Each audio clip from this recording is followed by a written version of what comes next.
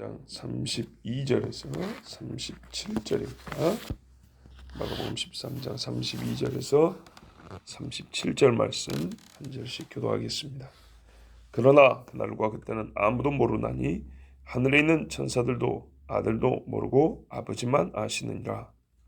주의하라, 깨어 있으라. 그때가 언제인지 알지 못하느라. 가령 사람이 집을 떠나 타국으로 갈 때 그 종들에게 권한을 주어 각각 사물을 맡기며 문지기에게 깨어 있으라 명함과 같으니, 그러므로 깨어 있으라. 집 주인이 언제 오든지 혹 저물 때 이르든지 밤중이든지 닭 울 때 이르든지 새벽이든지 너희가 알지 못하리라. 그가 호련히 와서 너희가 자는 것을 보지 않도록 하라. 깨어 있으라. 내가 너희에게 하는 이 말은 모든 사람에게 하는 말이니라 하시니라. 아멘. 그날 그때, 자, 이건 그때는 언제냐 하면 이 성전이 무너지고 뭡니까? 멸망에 가장한 것이 성전에 서는 그 날을 말하는 것이 아니고 예수님이 오시는 때라고 어제 분명히 말씀드렸고, 오늘 또 예수님이 하신 말씀입니다. 자, 너희가 그날과 그때는 모른다. 뭔 얘기합니까? 언제 올는지. 자, 그때는 언제라고요? 예수님이 오시는 때를 얘기하는 겁니다. 분명히. 중요한 거는 아는 이가 아무도 없고 아버지만 아신다는 겁니다. 아들도 모르고. 여기서 예수님께서는 친히 하늘에 계신 여호와 하나님을 아버지라고 부르고 있다는 것. 공생애 내내 주장하신 겁니다. 육신의 아비 요셉이 육신으로는, 혈육으로는 아버지가 아니다 이런 말이 아니고, 하늘에 계신 하나님이 유일하게 아버지라고 자기 자신, 그러니까 무슨 말이냐면 사람이 고유하게 하늘에 계신 분을 아버지라 할 수 있는 사람은 없어요. 근데 예수님은 육신의 아들이 육신의 아버지를 부르는 것처럼 똑같이 하늘에 계신 여호와는 나의 아버지다 이렇게 계속 강조하셨고, 마지막도 그렇게 말씀하고 계시는데, 여기서 이제 더 놀라운 거는 그 놀라운 신성의 사역을 행하신 예수님이 나도 모른다 말한 이 부분이죠. 이 부분이 제일 또 고민이고요. 그러니까 마가복음 보면 글은 짧은 대신에 난제가 많아요. 난제라고 여길 만한 것은 하나도 안 빼놓고 다 말씀했어요. 아들도 모른다는 말이 무슨 말이냐? 천사는 이해가 된다. 사람도 모르는데 이해가 되는데 아들이 모른다는 게 뭐냐 할 때, 엊그제 얼마 전에 갈릴리 지방의 혼인 풍습 갖고 말씀드렸어요. 실제로 그렇습니다. 이제 우리가 여기서 묻고 싶은 거는, 그러면 왜 그렇게 아들도 모르고 아버지만 아신다? 이게 사실이라는 건 알겠는데 실제로 말씀하신 그대로 우리는 믿으니까. 근데 아들이 일반 사람이 아니고 신이잖아요. 신인데 어떻게 모를 수가 있느냐, 이 부분입니다. 그렇죠? 결혼식을 할 때 아들은 말 그대로 아버지가 권한을 갖고 있으니까 아버지가 딱 날짜하고 속에 마음 먹고 있고 말 안 하면 모르는데 속을 볼 수가 없으니까요. 근데 신성은 다르잖아요. 신성은 전지하신 분이란 말이에요. 그런데 어떻게 이 아버지와 아들 사이에서도 인간의 아버지와 아들 사이에 모르는 것처럼 신인 아들이 모를 수가 있느냐? 이와 같이 중요한 수많은 일들은 다 알고 다 행하시는데 어떻게 이것만 모를 수가 있냐? 이게 궁금하지 않습니까? 이게 문제인데요. 옛날부터 많은 믿음의 사람들이 이 문제에 대해서 답을 하고 싶고 궁금해서 여러 가지 말을 했어요. 그 중에 저도 어릴 때부터 들은 제일 편하고 그래도 그럴듯한 말이 뭐냐면, 인간으로서는 모른다. 신으로서는 알고. 근데 지금 인간으로서 하신 말씀이다. 그렇게 얘기를 했어요. 들어본 적 있지요? 예. 근데 예수님이 이거를 딱 구별하고 나눠서 사신 적이 없어요. 항상 연합된 대로 사셨고 연합된 상태로 말씀하셨지. 자, 신성으로서는 내가 귀신을 명하여 쫓고 인성으로서는 할 수 없다 이렇게 말한 적은 없다고요. 또 지금은 종으로서 하신 이야기다. 메시아로서 이 땅에 하나님 보낸 종이지 않습니까? 그러나 본인이 주인으로서는 모를 수가 없다.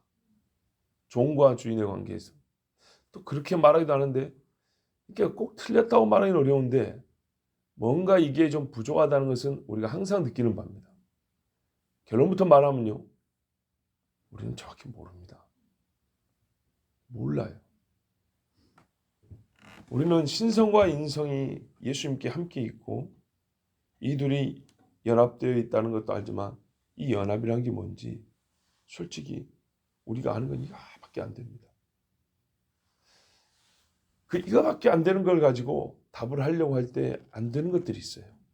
그래서 어떤 믿음의 선생들은 보이는 데까지만 들으면 되고 보면 되고 그 너머의 것은 알려고 할 필요가 없다 그랬어요. 그런데 이제 이런 걸 가지고 따지는 사람들이 있기 때문에 우리가 연구를 할 필요는 있는 거죠.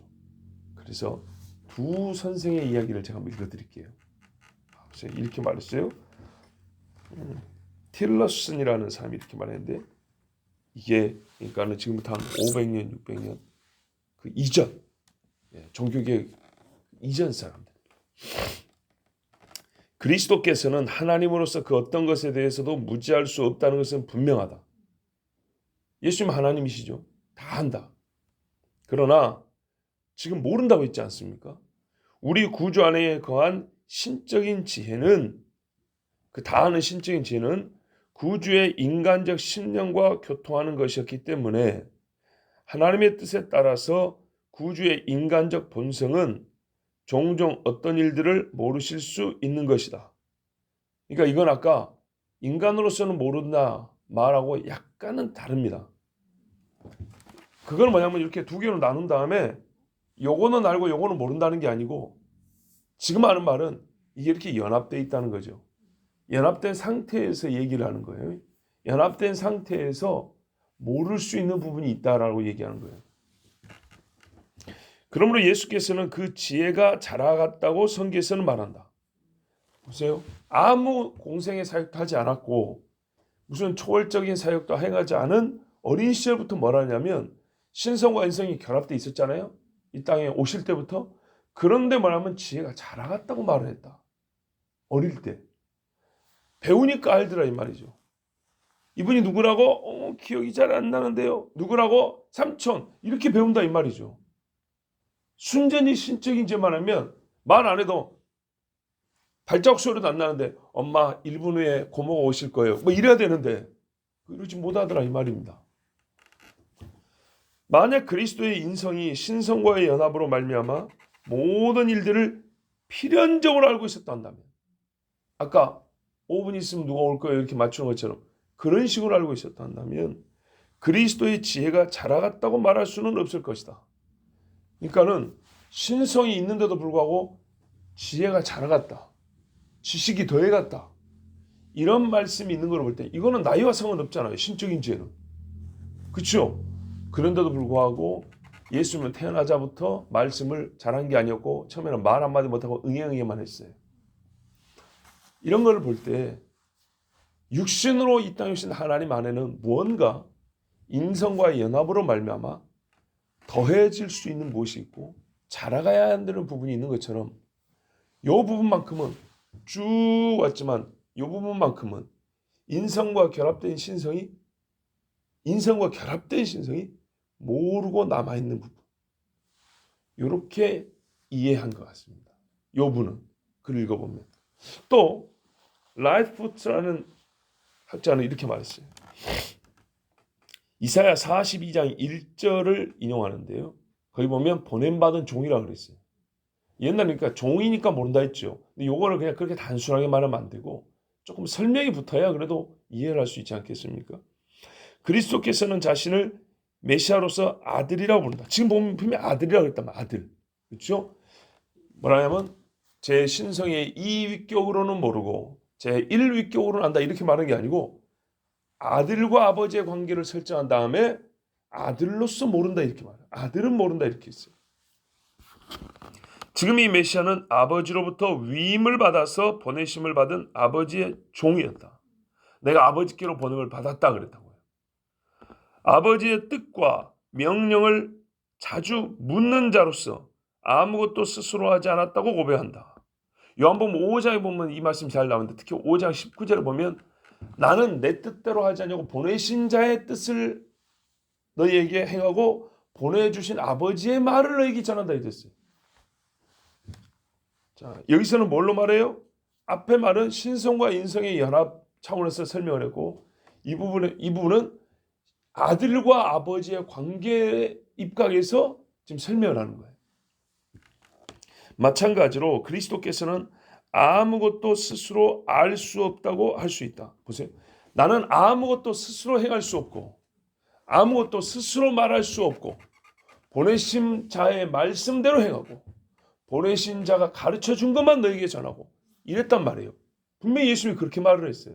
그랬으므로 아는 것도 내 스스로 모든 걸 알 수가 없고 보내신 자가 알려주면 내가 그걸 알고 너에게 전한다. 지금 같은 패턴이죠. 예, 같은 원리고 이렇게 우리가 볼 수 있다는 겁니다. 그렇다면 예수 그리스도의 계시는 자, 이 부분입니다. 계시는 감춰진 것을 가르쳐 준 거잖아요. 보여주는 거죠. 계시는 하나님께서 그에게 주신 것이었다. 잠깐 제가 요한계시록 1장을 한번 읽어드릴게요. 요한계시록 1장 1절에 예수 그리스도의 계시라 이렇게 시작합니다. 그래서 요한계시록입니다. 이는 자 예수 그리스도가 보여주신 이 계시는 이는 요것은 하나님이 그에게 주사 자 요한계시록을 우리가 읽을 때 뭐냐면 예수께서 요한에게 주신 계시로만 생각하는데 그 전에 뭐라고 말합니까? 첫 구절이 예수 그리스도의 계시라 이는 하나님이 그에게 주사 성부가 예수께 주사 반드시 속히 일어날 일들을 그 종들에게 보이시려고 그의 천사를 그 종 요한에게 보내어 알게 하신 것이라. 자 순서가 어떻게 되어 있냐? 성부가 성자에게 성자가 천사에게 천사가 요한에게 이렇게 되어 있다고요. 말씀의 순서가 그렇게 되어 있어요. 자 그러므로 예수께서 우리에게 보이신 어떤 드러냄 감추어진 것이 드러난 계시는 성부가 주신 거란 말이죠. 이 마지막 특별히 요한계시록 의미가 크잖아요. 지금 주님이 다시 오시는 마지막 얘기하고 있잖아요. 이 마지막 이야기도 성부가 성자에게 주신 계시라는 겁니다. 그러므로 우리는 신성과 인성의 인격적 연합에서 나온 그리스도의 탁월하심과 온전하심을 성령이 기름 부음에서 흘러나온 것들과 구별하여야 한다고 나는 생각한다. 자, 여기서 이분이 이렇게 말해요.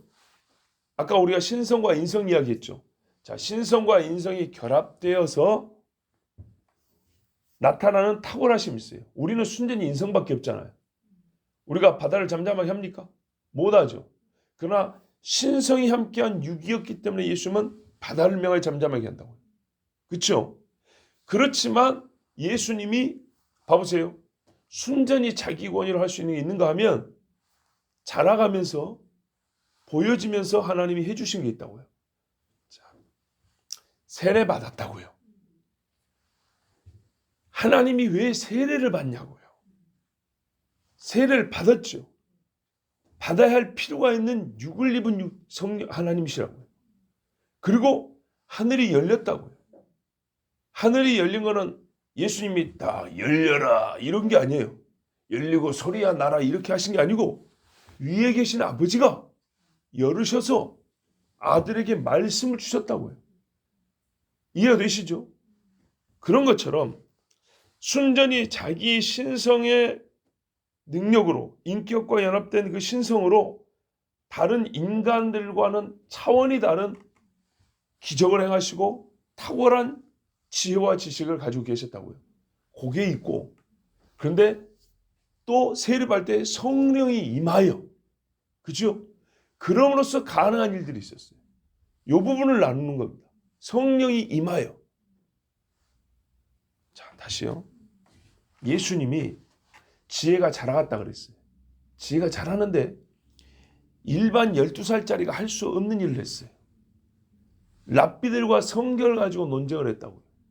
그렇죠? 잘 보세요. 랍비들과 성경을 가지고 논쟁을 했고 12살 때 예루살렘에서 집에 안 가고, 그리고 뭐라 하냐면 요셉하고 마리아가 찾아오니까 아무도 그렇게 말한 적이 없는데 내가 내 아버지 집에 거해야 할 줄을 알지 못하시라니까.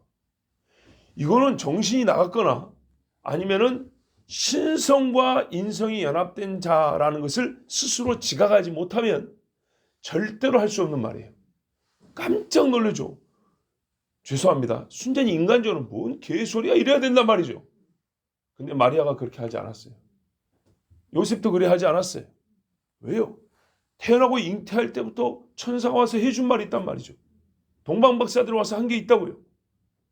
그러니까 그 말을 듣고 나무란 게 아니라 의미심장하게 듣고 다 이해 못해요. 근데 집으로 데렸어요. 분명 말했어요. 아이야, 네 아버지와 엄마인 내가, 이렇게 말하면서도 아버지가 요셉이 눈앞에 있는데도 예수님이 성전을 가리켜 내 아버지 집에 내가 거한 줄 알지 못하십니까? 이건 솔로몬도 하지 못한 말이에요. 그런데 예수님이 그런 말을 했단 말이에요. 이거는 신성과 인성의 연합에서 나온 탁월한 영적인 시각에 의해서 독자적으로 하신 말씀이라고. 그렇죠? 그런데 그것과 별도로 또 성령의 기름 부음이 있었다 했어요. 사도들도 뭐라 그래요? 이 나사렛 예수를 너희가 죽였는데 이는 뭐라 그래요? 성령으로 그가 세례를 받고, 아니 성령으로 그가 기름을 부음을 받아가지고 행한 권능들이 있었다 하고, 또 베드로도 그렇게 말을 해요. 자, 이 부분을 생각한 겁니다. 성령이 기름 부음에서 흘러나온 것들과 구별해야 한다고 생각한다. 그렇죠? 전자, 즉 인성과 신성의 연합에서는 모든 죄로부터의 완전한 자유라는 무한한 위엄이 흘러나왔고, 신성이 연합되어 있기 때문에 예수님은 죄에 억눌린 적이 없고 죄를 지은 적이 없고 그랬어요. 그래서 우리를 위한 대속제물이 될 수 있었어요. 중간에 성령의 기름 부음을 받았다면 그 전에 지은 죄를 어떻게 할 건데? 뭔 말인지 이해되시죠? 예. 그런데 후자, 즉 성령의 기름 부음에서는 우리의 대속제물 되심의 자격이 거기서 완전히 갖춰진 게 아니고 계시의 측면에서 이적들을 행하는 능력과 장래의 일들을 아는 예지력이 흘러나왔다. 이분의 말을 제가 설명을 좀 붙인 거예요. 신성과 인성의 결합에서는 그가 절대로 죄를 짓지 않았어요. 그래서 그는 단 한 번도 죄를 짓지 않았기 때문에 온전한 대속제물이 될 수 있었어요. 근데 우리를 가르치는 선생의 입장에서는 성령의 기름 부음으로 말미암아 지혜가 자랐다 그랬죠. 요런 게 있어야 우리에게 그가 가르칠 수 있었다는 거예요. 우리에게 가르침을 주지 않을 때도 그는 대속제물이 되신 분이에요. 자격이 되신 분이라고. 그러나 우리를 가르치기 위해서는 그는 지혜가 있어야 되는데 성경에 분명히 이 지혜는 자랐다고 되어 있다고. 그러니까 앞에 말은, 맨 처음에 앞에 인용한 사람의 말은 신성과 인성 그걸 갖고 요 지혜가 자라는 것까지 설명을 했는데, 요 두 번째 사람은 그거를 비슷한 걸 설명을 하되 성령의 기름 부음을 가지고 지금 설명을 하고 있는 거예요. 자, 그러므로 그리스도께서는 교회에 계시하고자 하시는 것들을 인성과 신성의 연합으로부터 가져오는 것이 아니라 성령의 계시로부터 가져오기를 기뻐하셨다. 그런데 그리스도께서는 성령의 계시로부터는 아직 이 일을 알지 못하였고 성령이 여기까지는 계시해 주지 않았다는 거예요. 오직 아버지, 즉 신성 자체이신 하나님만이 이 일을 알고 계셨던 것이다. 아멘. 자, 그러니까 신성과 인성이 연합되어 있는 상태에서 죄를 짓지 않았어요.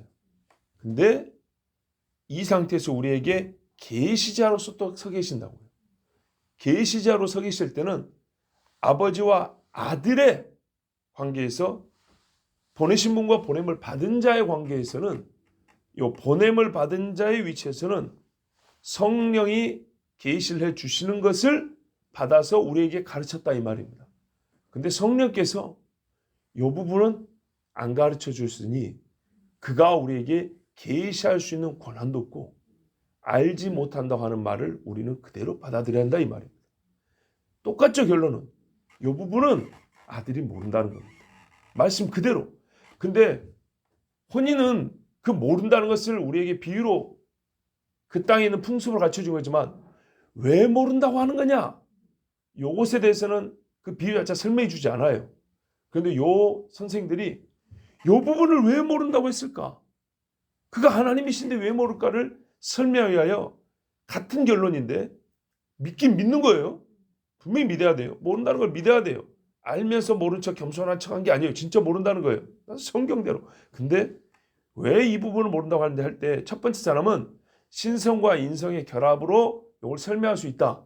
이렇게 말했고 두 번째 사람은 이 사람아. 이 부분을 모른다는 것은 똑같은 결론인데 신성과 인성의 결합으로가 아니라 뭡니까?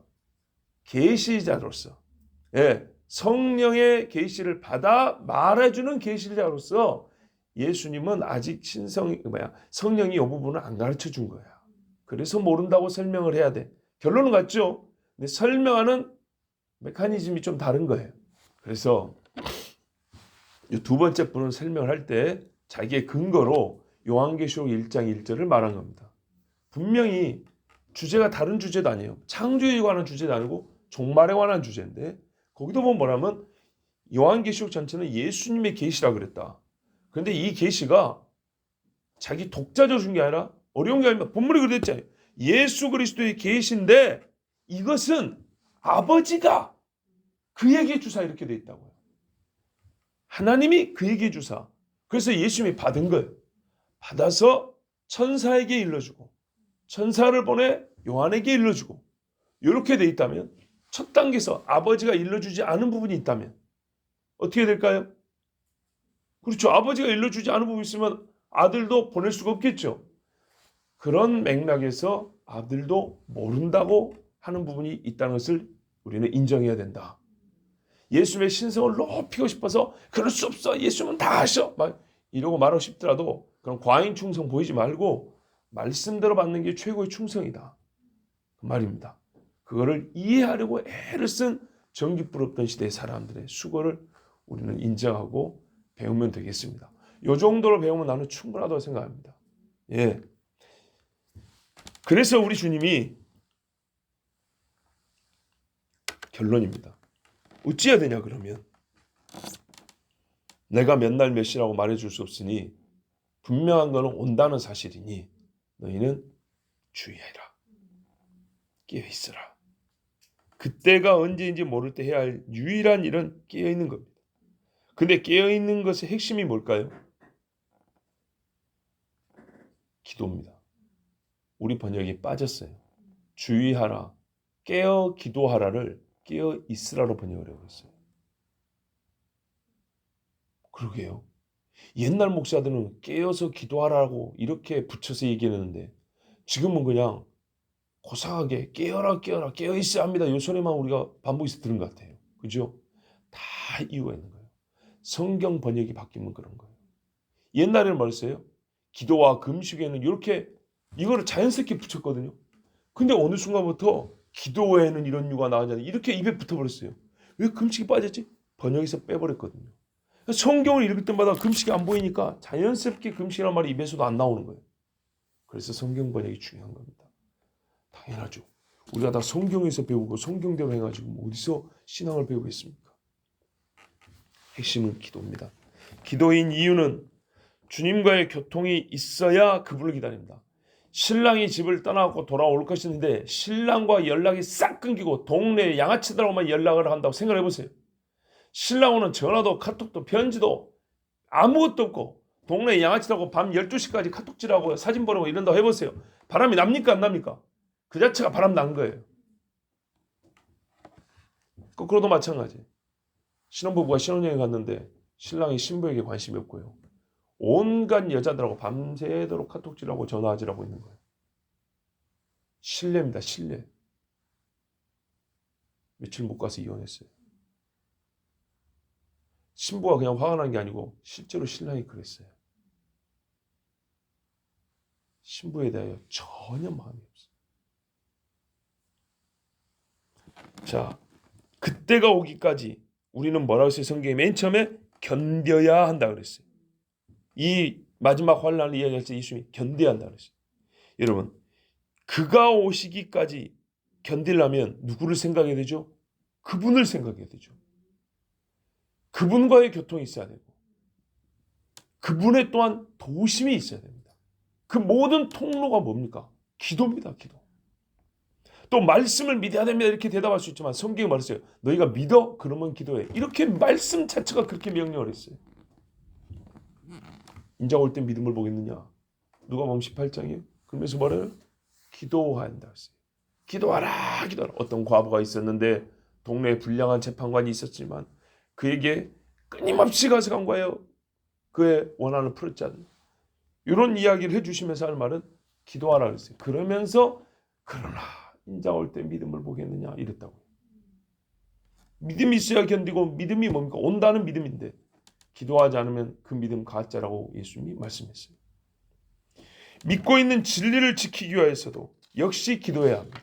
기도하지 않고 성경 지식을 알고 그 지식이 능력이 되는 경우는 한 번도 본 적이 없습니다. 불가능합니다. 그런데 우리 주님이 또 이렇게 말했어요. 이렇게 기도가 필요한데 근본적 이유는 인자는 반드시 올 것인데 모르기 때문에. 너희가 언제인지 모르기 때문에. 자, 여기서 우리가 이제 약간 각도를 달려서 보면 언제 오신지 모른다는 것이 유기구나. 왜죠? 기도하게 되니까.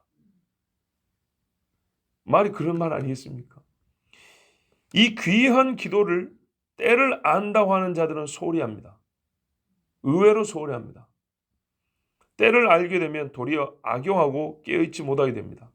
20살짜리 청년이 딱 50년 지나고 몇 월 며칠에 죽는 걸 알면 그 남은 50년 동안 깨어서 건전하게 살 것 같습니까? 정말 양심적으로 생각을 해보세요. 20살짜리 청년이 너 딱 50년 후에 언제 어떻게 죽는다 그러면 어른이 그리 가르치면서 그러니까 담배 조심해. 그러니까 물 조심해. 그러니까 함부로 살지 마라. 50년 후면 끝나. 이러면 그 사람이 예 하고 지금 20살 때부터 갈고 닦는 영성으로 깨끗하게 살 것 같습니까? 인간의 본성이 그렇지 않습니다. 다 웃고 계시는 거 보니까 아니란 걸 인정하는 거네요. 50년 남았어. 한 40년, 49년 놀다가 성경에 보니까 뭐 회개한 강도도 뭐 천국 간다던데 이런 생각 안 할까요? 반드시 합니다. 언젠지 몰라도 젊을 때는 아직 남았다. 이게 사람의 본성입니다. 근데 50년이나 확보된 기간이 있는데 50년 내내 도 닦고 산다고요? 절대 그렇게 안 합니다. 모르는 게 유익이죠? 맞아요. 그래서 예수님이 깨어있으라는 것을 우리에게 마지막 비유로 가르치는데 집을 떠난 주인에게 주인 비유입니다.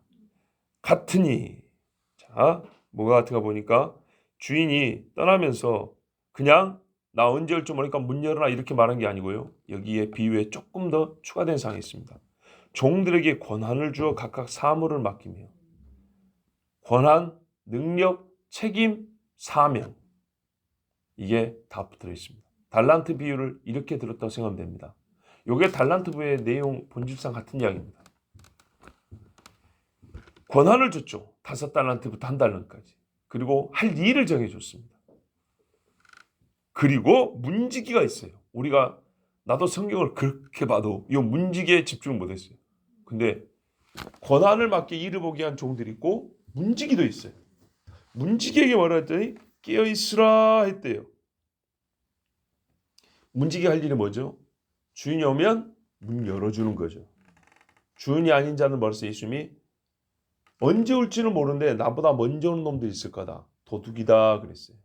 도둑한테 문 열으면 됩니까? 안 됩니까? 안 되죠. 근데 사람들이 열어줘요. 말세에 귀신을 가르침을 따라 쫓아간 자들이 있다 그랬어요. 또 문을 누구한테 열어줄까요? 주인의 친구들, 주인의 가족들. 요 사람들에게 문을 열어줘야 합니다. 항상 깨어 있어야 합니다.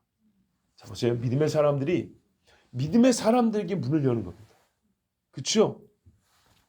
이 일은 항상 있는 일입니다. 항상 뭔 훈련이냐? 문을 열어줄 자와 문을 안 열을 자의 훈련을 계속하는 겁니다. 주인이 올 때까지. 그죠? 요거는 실제 생활을 비우니까 생활을 그대로 봐보세요. 주인의 아내가 올 때 문 열어주고, 주인의 부모가 올 때 문 열어주고, 자식이 오면 문 열어주고, 형제가 오면 문 열어주고, 도둑이 오면 맞고, 불량자가 오면 맞고, 그리고 주인이 오면 환영하고 문 열어주고. 평상시 이게 누가 누군지를 아는 훈련이 돼야 마지막 때도 그렇게 됩니다. 이게 요 자체가 깨어있는 거예요. 깨어있지 않고 있으면 문 열어줄 사람한테 안 열어주고, 안 열어줄 사람한테 열어줘 버린 겁니다. 술 취해가지고. 그죠? 또 종의 사무가 뭡니까? 달란트 받은 대로 권한을 주고 일을 분명히 맡겼다고 돼 있어요. 각각 사무를 맡기면 각각이니까 너는 이거 해야 한다. 너는 저거 해야 된다. 이렇게 맡겼는데 아무것도 하지 않고 일을 하지 않고 서로 다른 비유에 보면 때리고 술에 취해 있고 주인이 언제 올지 모르는데 그냥 즐겨 있다. 아직 말았어. 이런 짓 하면 주인이 와서 다 없애버린다 했습니다. 이런 부분이 자고 있다는 뜻입니다.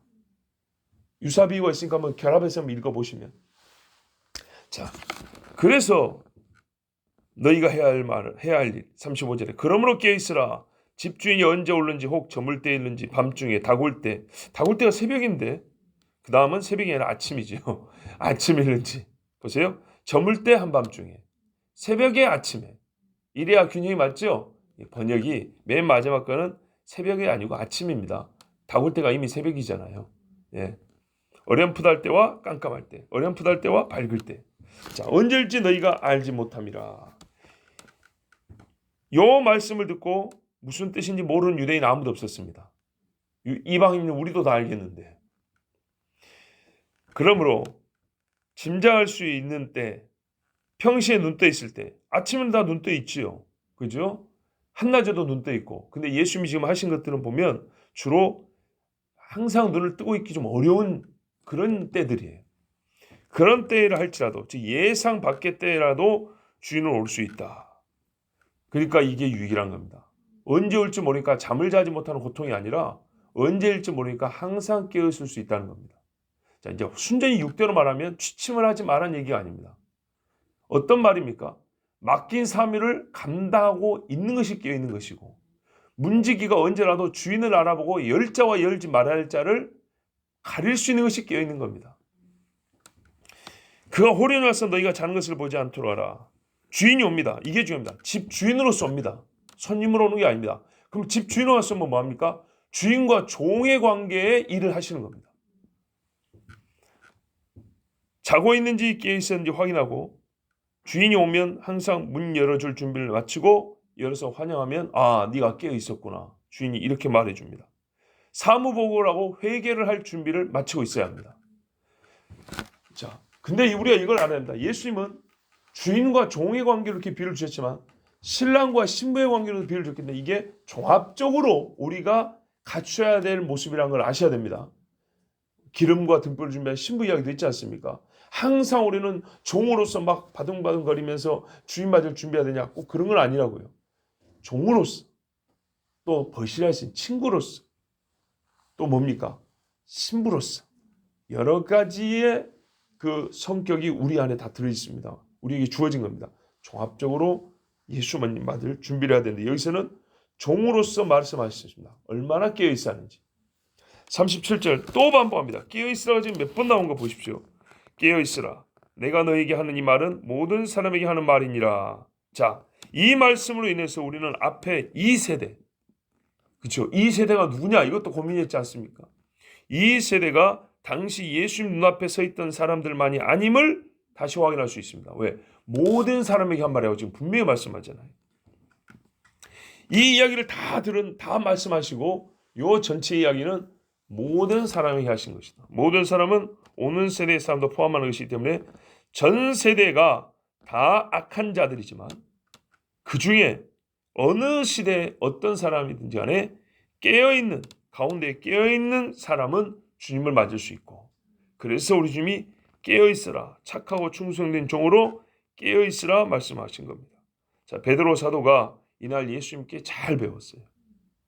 그러고도 뭔 말인지 몰랐는데 성령이 기름 부어 말씀을 깨닫자 나중에 거의 같은 뜻으로 이렇게 믿음의 사람들에게 권면했습니다.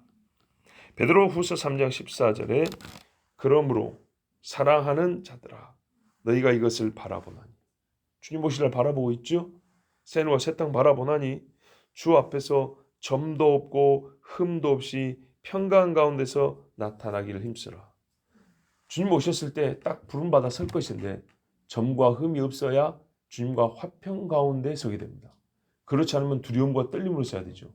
화평 가운데 서라면 점이 없고 흠이 없어야 된답니다. 점이 없고 흠이 없다. 종들의 입장에서는 술 취하고 방탕하지 않아야 되겠죠. 신부의 입장에서는 더럽고 부정하지 않아야겠죠. 그 점과 흠이 없이 서기 위하여 우리 주님 앞에 어떻게 됩니까? 깨어있어 기도해야 한다 그랬습니다. 실제로 베드로는 그랬고 우리 앞서간 믿음의 사람들도 그렇게 했습니다. 주님 오실 날이 멀지 않았습니다. 점도 없이 흠도 없이 깨어 기도함으로 주님 맞을 준비를 해야겠습니다.